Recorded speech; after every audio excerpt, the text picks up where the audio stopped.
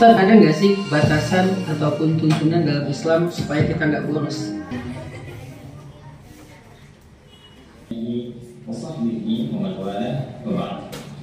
Saudara-saudaraku mengalami mimpi tertentu.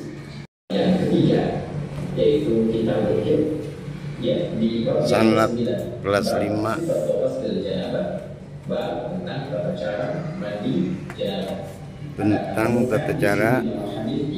mandi besar atau junub. Bagaimana Sayyidah Aisyah radhiyallahu ta'ala anha memberikan contoh gambaran seperti yang disaksikan dari perbuatan Nabi Sallallahu Alaihi Wasallam, yang dengan itu memberi petunjuk pada kita bagaimana cara mengerjakan mandi janabah dimaksud. Saya bacakan sejenak, kemudian kita akan praktekkan. Anak-anak sedang menyimak materi dengan khusyuk. Coba kita lakukan. Saya akan bacakan satu hadis dulu ya, biar tahu terakhirnya saja. Qala an Aisyah radhiyallahu ta'ala anha qalat, hadis ini diperoleh dari Sayyidah Aisyah ummul mukminin, semoga Allah meridai kepada beliau. Beliau menyampaikan dengan tangan kanannya ke tangan kirinya, ya, sejumlah kadar air tertentu. Kalau bisa kita gunakan misalnya pakai gayung, ya, atau kita bisa gunakan dari keran untuk mengambil, ya, kemudian dialirkan ke tangan kiri untuk membersihkan pertama bagian kemaluannya terlebih dahulu. Setelah itu kemudian beliau menunaikan wudu seperti wudu untuk menunaikan sholat. Ya, jadi tadi membersihkan telapak tangan keduanya, mengeluarkan dari tangan kanan air ke bagian tangan kiri dan membasuh atau membersihkan kemaluan, kemudian berwudu seperti halnya wudu sholat.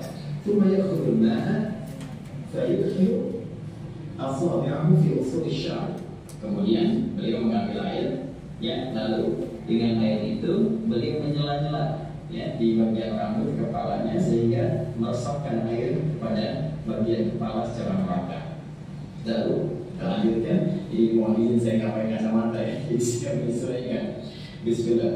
Kemudian hatta idza ra'a al-faristaqa hafana ala ra'si thalatha hafanat.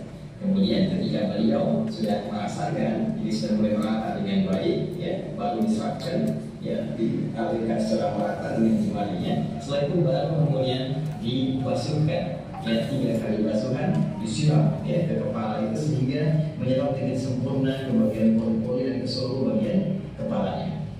Setelah itu Furbaho pada saya jasa ini penasaran dijelaskan, lalu menyempurnakan membasuh seluruh tubuhnya dari kanannya kirinya secara sempurna keseluruhannya, baru kemudian di akhir membasuh kedua kakinya. Nah, ini nanti ada yang lain yang sebelum kita praktekkan teman-teman sekalian. Jadi pada di Al-Bukhari disebutkan nomor hadis 228, 262 juga nomor hadis 272. Nah, ada yang sangat menarik teman-teman sekalian saat beliau mempraktikkan tata cara mandi janabah ini dalam perihal wudu. Jadi yang hadis pertama menerangkan kepada kita dalam wudu ini dilakukan seperti halnya sholat, tapi membasuh kakinya diakhirkan, ya, membasuh kakinya diakhirkan. Jadi setelah kemudian tuntas keseluruhan, ya, kemudian sampai dari umur, ya, setelah itu sampai wajah, tangan sampai siku, kemudian kepala, kemudian telinga. Nah, ini kaki dari basuh dulu di hadis bagian pertama. Jadi setelah nanti yang tadi selesai habis, baru terakhir nanti pindah tempat untuk bisa membersihkan kaki, ya, bagian terakhir. Nah, kemudian ada tuh hadis yang keduanya itu menyempurnakan keseluruhannya dalam wudu. Jadi sampai dengan kaki, baru kemudian bisa dilakukan seperti yang tadi, sela-sela di kepala, kemudian sampai dengan selesai dan tuntas. Dan dua-duanya nggak ada persoalan, tinggal pilih mana yang paling mudah untuk dilakukan. Hanya tipis saja perbedaan untuk membasuh kaki dalam perihal wudunya, apakah diakhirkan atau diawalkan. Nah, sekarang untuk lebih jelasnya kita coba praktek, ya. Kita praktek, kita melihat bagaimana praktek menggunakan keran dan juga menggunakan gayung. Dua hal yang sangat penting. Pertama, langkahkan kaki kiri kita dulu, ya. Jadi masuk nanti melangkah kaki kiri sambil mengucapkan, ya, Allahumma inni a'udzubika min al-khubuthi wal khaba'ith. Ya Allah, berlindung kepadamu dari berbagai godaan setan, yaitu jenis laki-laki ataupun perempuan yang membawa pada suasana yang tidak menyenangkan. Ingat ya, banyak pakai kotor supaya tidak berlama-lama, fokus di kiri, mengangkat masuk, kemudian doa yang tadi disampaikan dan bersiap kita mencoba untuk mempraktikkan. Nah, ini saya ingin jelaskan dulu sama teman-teman bahwa posisinya ini saya tampilkan yang komplit ya, komplit dalam pengertian bahwa di kekinian kan kita bisa menggunakan keran seperti ini, kemudian juga ada yang menggunakan kayu seperti ini, ya, atau juga menggunakan shower seperti ini, ya. Jadi kalau saya nyalakan dulu untuk memudahkan, nanti kita bisa gunakan secara bersamaan. Baik, yang pertama, berdasarkan praktek dari hadis yang telah kita bacakan tadi, maka kita mulai dengan mencuci telapak tangan terlebih dahulu, ya, dengan semua jari-jari yang melekat di dalamnya. Karena itu penting bagi kita untuk mencontohkan pertama, karena kita akan coba menggunakan keran terlebih dahulu, maka ini kita geser dulu ya embernya. Jadi tidak kita coba tadahi di bawah dulu supaya air yang diduga tidak bersihnya itu tidak langsung masuk ke dalam bagian ember atau bejana ya. Walaupun nanti beberapa bagian dari proses kita untuk melakukan himpunan syariah ini bisa kita tadahi dengan air ya. Jadi kita masuk dulu seperti ini teman-teman sekalian ya. Nah ini kita bacakan bismillah dalam hati ya. Demikian. Begini, jadi rasa sudah bersih, teman-teman sekalian, boleh kita matikan, ya. Kalau kita tadanya begini, nah, supaya tidak terlalu banyak nanti air yang mengalir keluar sehingga berlebihan ya, dan sangat tidak disukai berlebihan. Supaya ini bagian siku juga bisa ada batas kemungkinan. Kemudian kita mulai wudhu, seperti halnya wudhu untuk sholat, nah, seperti biasa ya. Nah, boleh kalau menilainya sudah bersih kita ajarnya begini. Nah, sekali lagi dalam hati kita, yang juga sudah kita berdasarkan juga dalam hati kita, sampai ya. Nah ini kita bisa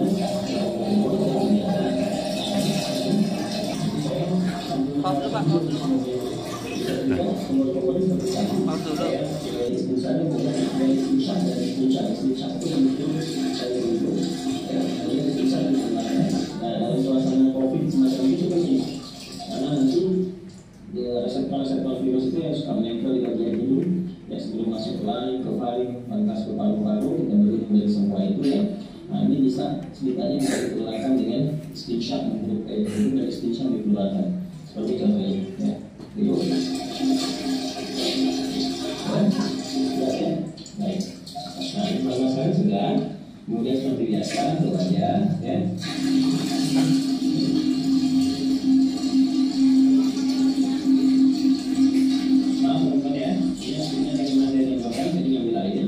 Ini saya ambilkan, ini apa-apa saya ambilkan, kalau saya pandang di bawahnya. Nah, seperti ini, biar lebar. Nah, begini, ini yang visual ya, bagian belakang bagian begini. Lalu seperti ini, bukan? Akan sedang begini, bagian belakang, begini. Nah, yang telunjuk ke sini untuk membersihkan bagian bulu mata. Kalau yang ada jenggot, dimulai seperti ini ya. Baik, seperti biasa. 2-3 kali, boleh 2 kali, boleh 5 kali diperlukan. Saya contohkan seperti saya ini. Kemudian teman-teman, nah ini kalau biasanya saya kalau nggak pakai arah di bawah seperti di tempat di musik atau apa, dia buka, nanti disesuaikan saya matikan dulu ini. Nah, tangan pakai situ seperti biasa, kanan dulu, selesai, ya. Lalu setelah itu biasanya kiri ya, ini 2 kali, bisa 2 kali ya, 3 kali, terus setelah 3 kali kiri ya. Kusuk. Sama ya, 2-3 kali terus 2 kali itu mulai lagi ya, kalau kita merasakan diri kalau sama sekali. Setelah itu bagian kepala kita rasakan, ya bisa sini, buahkan bagian kembali ya, boleh langsung ke telinga begini ya, seperti ini boleh. Atau juga bisa teman-teman lakukan kalau dulu balik kemudian ambil air lagi untuk telinga. Nah bagian kaki ini bisa kita lakukan sekarang ya, seperti biasa wudhu biasa, bagian kakinya bisa seperti ini ya, ambil begini ya. Nah ini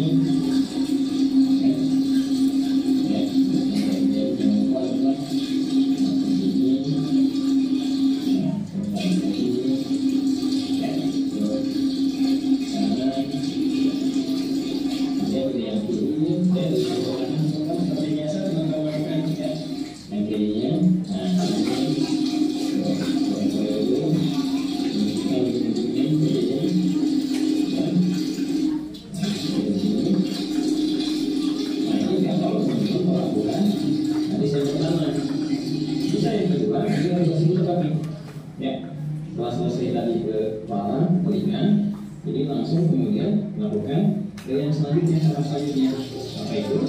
Yaitu ambil air seperti ini, ya.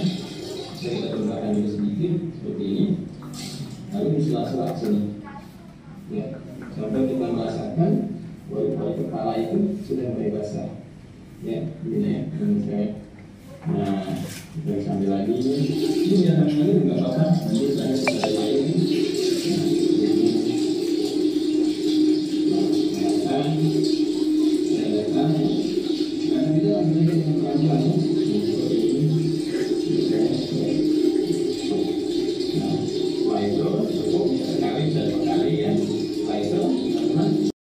mengambil air di atas ini.